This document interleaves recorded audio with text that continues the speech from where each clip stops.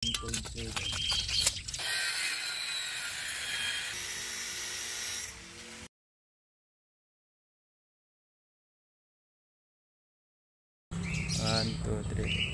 Hello mga gagayam, love and light po para sa ating lahat. So in this video, ang gagawin namin ni Kuya Boy Marcos ay imo-modify namin ulit itong chicken coop namin na ginawa nung previous video.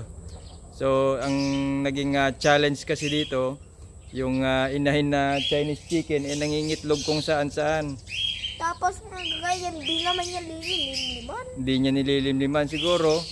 Dahil nung nakita namin na hindi niya nililimliman, kinuha namin yung itlog niya at pinunta namin sa incubator para doon ipa-hatch.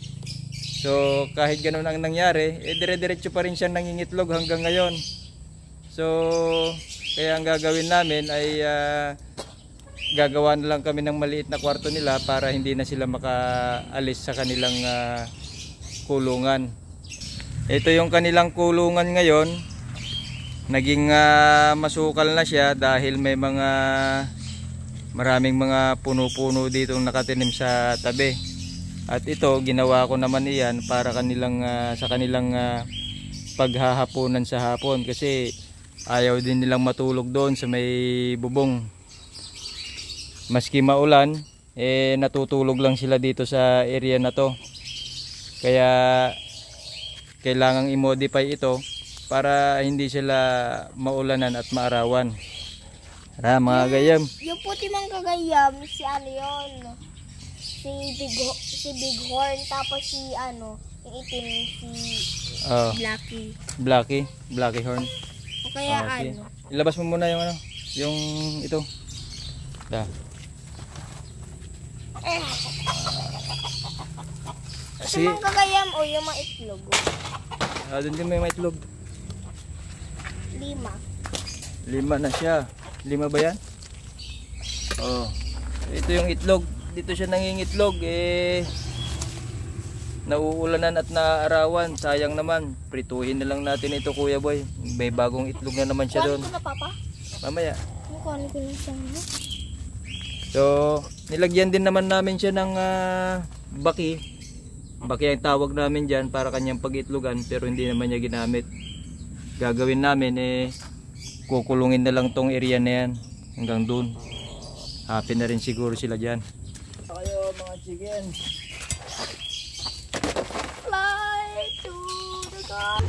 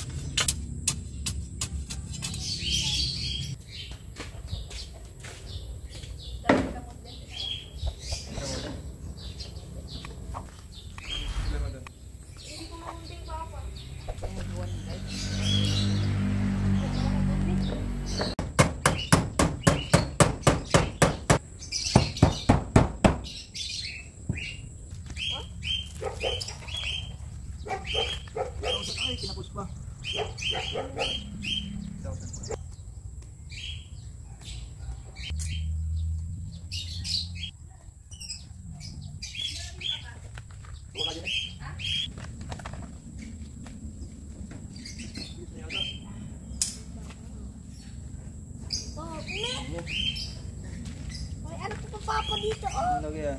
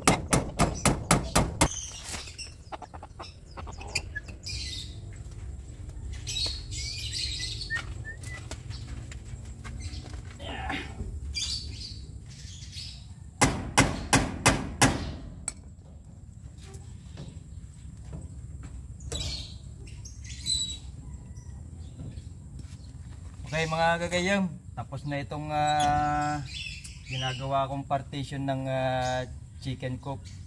Sa haba-haba din ng panahon natapos din.